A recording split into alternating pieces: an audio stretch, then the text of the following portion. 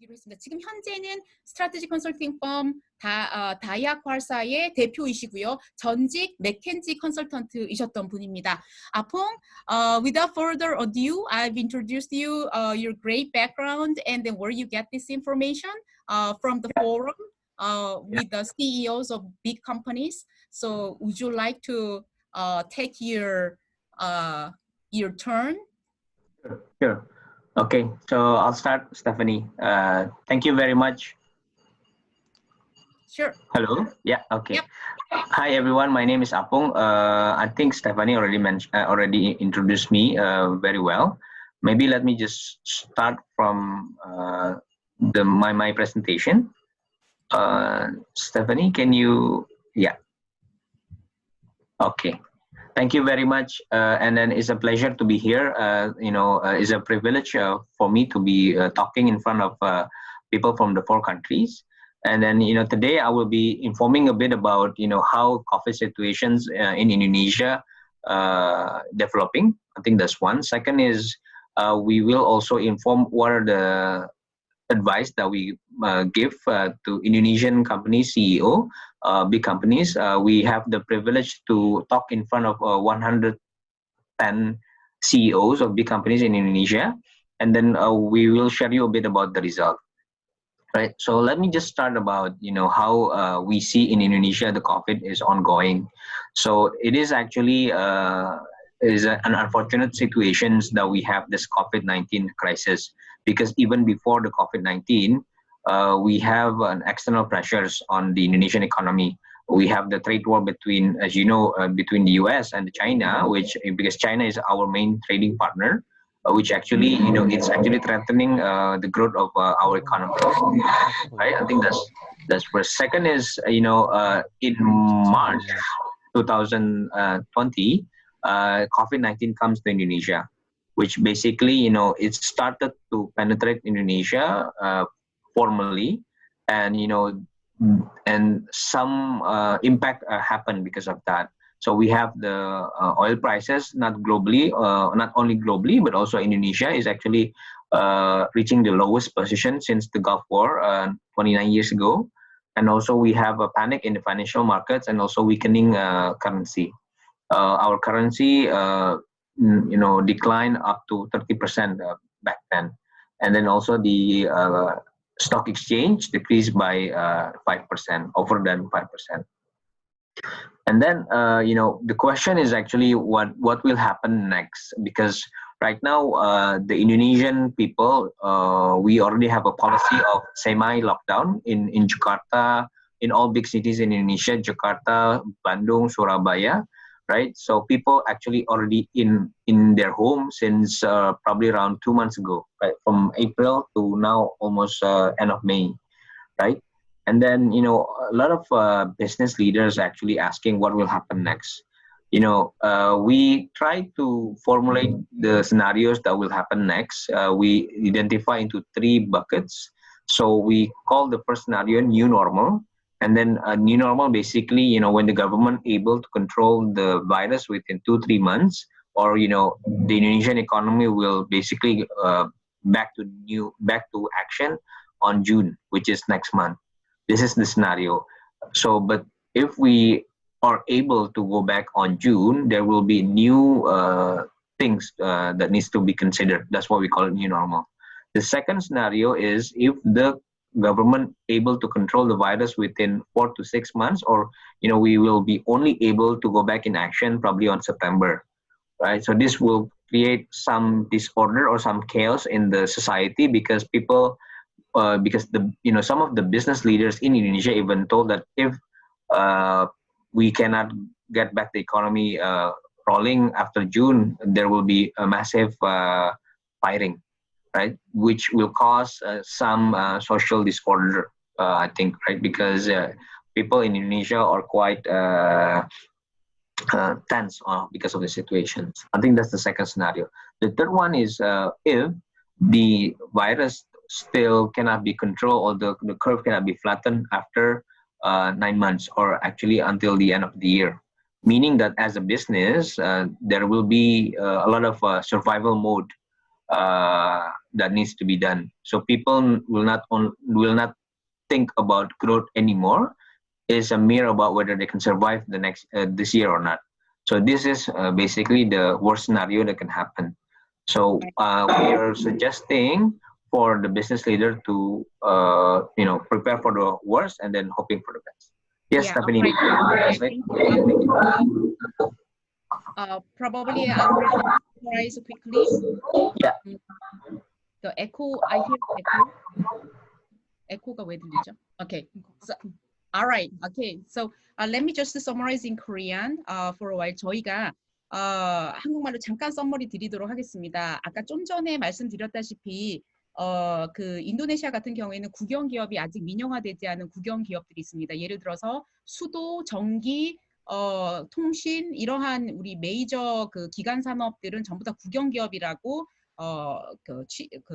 되고 있고요. 아직도 국영에서 직접 하고 있고요. 국영 기관을 위한 스테이트 온 엔터프라이즈라고 부르는 국영 이런 기관을 위한 그 산업자원부 같은 그런 나라의 부서까지도 있다고 합니다. 그래서 요번에 142개의 국영기업이 참여하셨고 그중에 거의 100명 이상, 120명 이상의 CEO 국영기업의 CEO들이 참여하신 이 포럼에서 그 장관도 함께 참여를 하셨다고 합니다. 거기에 지금 우리 아풍 연사께서 그 메인 호스트로 스피킹을 하셨었고요. 그때 이제 여러 인사이트를 얻었는데 인도네시아에서는 3가지 시나리오를 보고 있다고 합니다.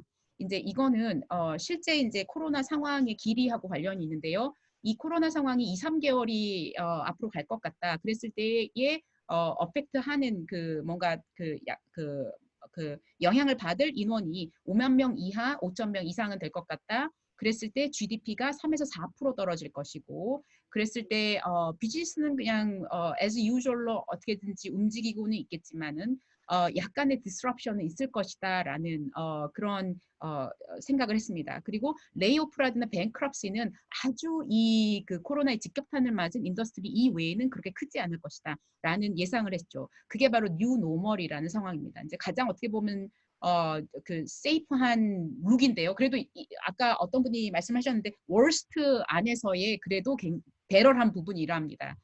자, 근데 케이오스한 상황까지 된다면 코로나의 상황이 4에서 6개월 이상 더 갈 거다라는 예측을 한다면 이건 조금 더 케이오스하고 디스오더한 무질서 상황으로 갈 수 있을 거다라는 예상을 한답니다. 그랬을 때는 5만 명 이상이 영향을 받게 될 것이고 GDP도 0에서 3% 정도까지 아주 드랍을 할 것이며 그 서플라이 체인과 같은 그 디스럽션이 크게 일어날 것 같다고 합니다.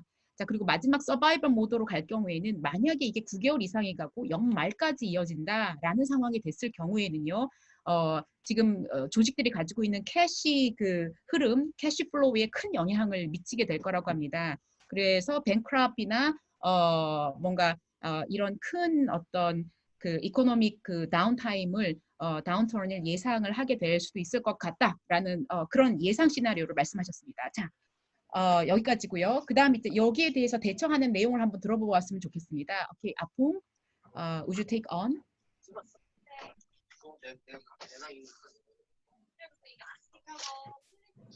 Okay, thank you, Stephanie. So I'll proceed.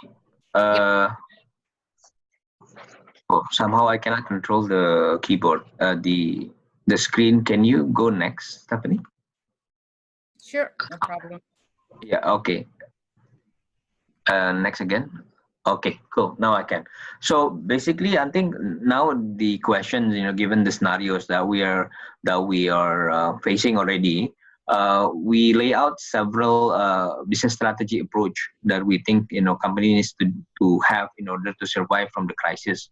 Because if this happens for the next 9 months or 6 months from now until the end of the year, they need to basically take consideration of 4 things, which is revenue management, cost optimization, workforce management, and also ensuring the readiness of the supporting infrastructure. This is the 4 components that we think that they need to take attention in order, in the end, to improve the cash flow of the business. Yeah, sure. And then the next is basically this is about the business, right? And then about the leader, we also. Can you go next, Stephanie? Sorry. Okay, thank you.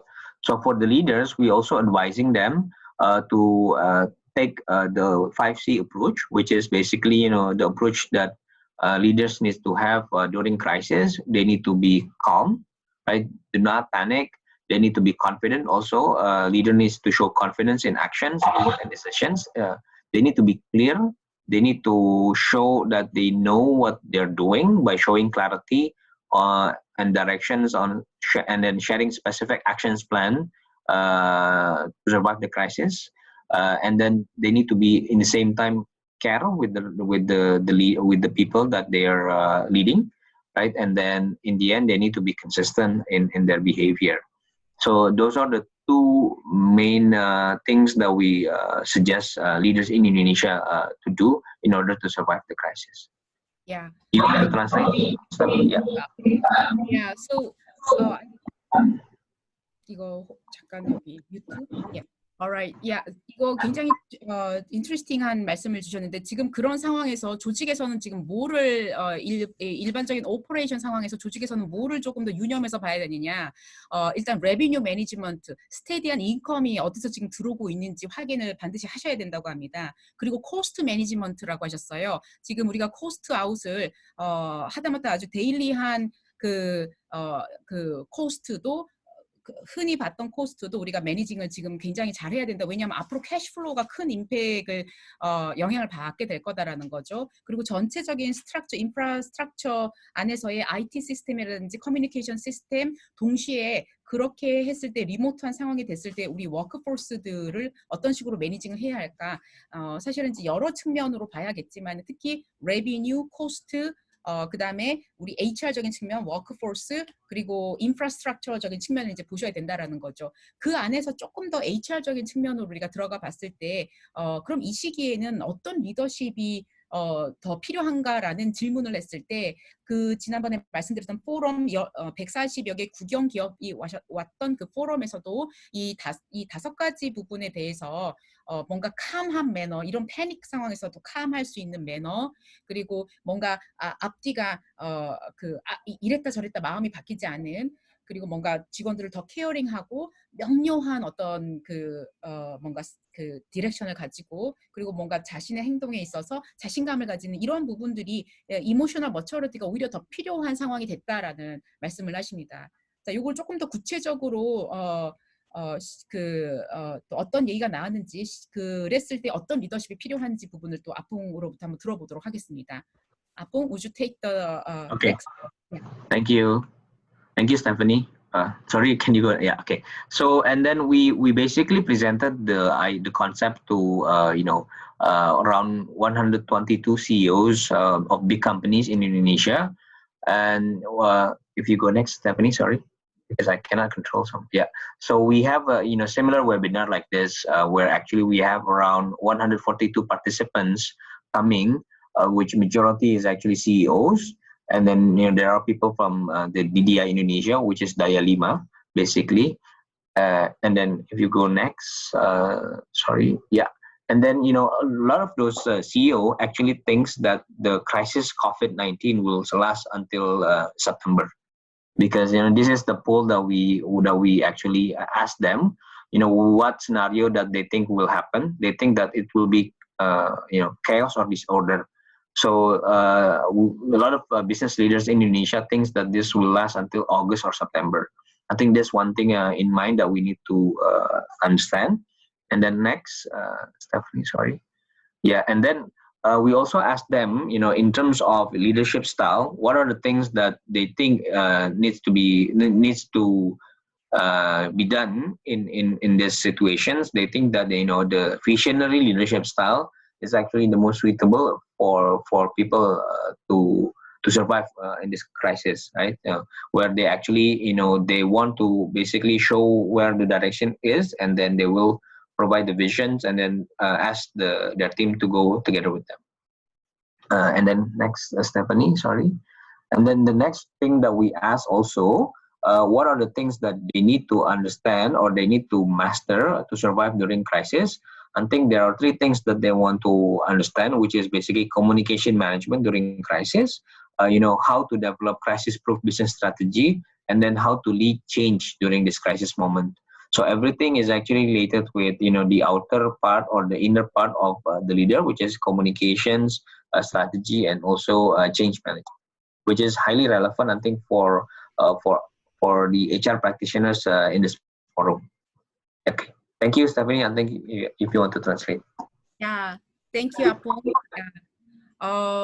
그래서 지금 이제 조금 전에 아풍이 말씀하신 것은 다시 한번 그 주제가 Managing Day After Tomorrow, 이제 내일을 어떻게 우리가 그 핸들을 해야 되느냐라는 그 142개의 국영 기업을 그 모셔놓고 했던 그 포럼 안에서 리더십에 대한 부분만 조금 더 포커스를 해서 보자면 말씀하신 것이 이따 예상, 경제적인 그 상황의 예상은 뉴노멀로 조금 스테이블 가긴 조금 어려울 것 같다라는 생각을 하시고 머저리티 68명이나 되시는 분들이 우리가 케이오스한 상황, 약간 디스오더한 상황이 될 거다라고 예상을 하십니다. 그래서 저도 조금 놀랐는데요. 9월까지 인도네시아의 코로나 상황은 지속될 것이다라는 예상이 지배적이었습니다. 그래서 영향이 무척 클 것 같습니다. GDP가 0에서 3%로 떨어질 거고 5만 명 이상의 그 국민들이 큰 영향을 받게 될 거라고 예상을 하고 계십니다. 이거 좀 쉽지 않은 상황이네요. 그리고 그 안에서 조금 더 우리는 지금 이제 여러분들 모이시는 건 전부 다 HR 분들이 많으시기 때문에 리더들은 어떠한 리더십이 예상이 되느냐. 아까 조금 전에 말씀드린 뭔가 이모셔널한 리더였는데 이모셔널리 머추얼한 리더, 특히 비저너리 리더가 지금 보팅한 결과 50명 이상이 비저너리 리더십이 필요하다라는 말씀을 하셨습니다. 비저너리 리더십이 뭐냐? 그 뭔가 미래에 대해서 come with me, 날 믿고 한번 가보자, 나와 같이 가보자. 그리고 우리가 하는 업에 있어서 더 큰 purpose, 더 큰 의미를 이렇게 찾자라는 것으로 지속적으로 우리의 가는 방향과 목적에 대해서 더 레이저 포커스하게 만들어주는 그런 리더라고 합니다. 그래서 모든 사람들을 하나의 비전으로 모빌라이징, 같이 가게끔, 움직이게끔 하는 그러한 리더십이 지금 가장 필요할 때다라고 하네요. 여러분 빨간색 그래프도 지금 강조가 되고 있지만 33이라고 나와 있는 첫 번째 그래프도 저는 굉장히 인터레스팅하고 봤습니다. 커맨딩 리더십이 지금 굉장히 필요하대요. 커맨딩 리더십. 내가 얘기할게 그대로만 하면 돼라는 명확한 어떤 그런 커맨딩이 또 필요한 때라고 합니다. 어떻게 보면 지금같이 리스크한 상황에서 우리 어떻게 해볼까 서로 의논하는 시간보다는 명확한 어떤 동료와 명확한 방침 같은 것이 조금 더 인플로이 입장에서는 그런 리더들을 더 원하지 않을까 싶습니다. 그래서 어떻게 보면 현실을 되게 방영을 잘 해주신 것 같습니다. 조금 더 역량 베이스로 가보자면 이러한 비저너리 리더, 커맨딩 리더가 되기 위해서는 어떤 역량이 필요한가 봤더니 커뮤니케이션이 가장 지금 사실 화두가 되고 있는 부분인 것 같아요. 뭔가 더 클리어한 커뮤니케이션, 뭐 새로운 비즈니스 스트래티지를 디벨롭하는 거, 이런 또 그 크라이시스 성에서도 기회를 찾으시는 그 조직들은 또 있습니다. 저도 봤더니 참 희한하게 이런 기회를 턴어라운드로 만드는 데가 있어요. 그리고 리딩 체인지, 그럼 새로운 기회라는 것은 당연히 우리하고는 이전에는 익숙지 않았던 어떤 기회를 얘기를 하겠죠. 지금 저도 이렇게 줌을 쓴다는 건 참 익숙지 않거든요. 자, 이러한 익숙지 않은 것이 뉴노멀하게 되기까지 어떤 상황적으로 지금 우리는 그런 역량이 필요한 때인 것 같습니다. 자, 여기까지 그 인도네시아 팀의 우리 전략 컨설턴트 전략 컨설팅 펌의 CEO 아풍 수멘가라 님의 발표였습니다. 좋은